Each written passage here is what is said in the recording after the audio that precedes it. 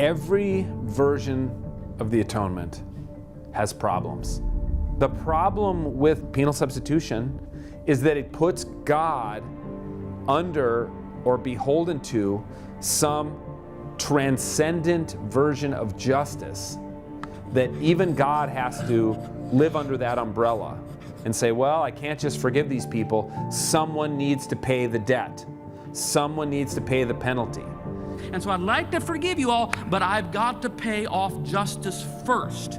It begs the question, who's in charge here? God could say, no, I don't need these people to pay me back. I'm just going to forgive their debt. I'm going to declare a year of Jubilee. All human sin is forgiven. Nobody has to die.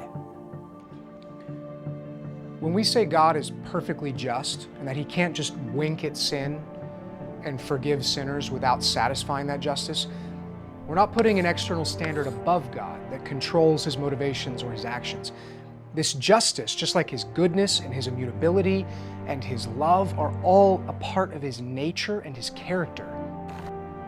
For the Lord is righteous, He loves righteousness.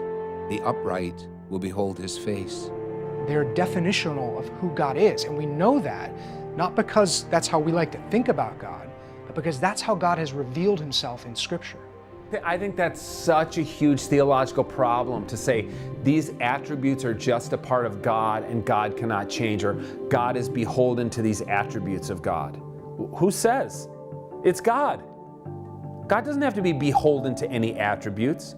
It's like people say things like, you can't have love without justice, and everyone in the pew is like, oh yeah, boy, that makes perfect sense.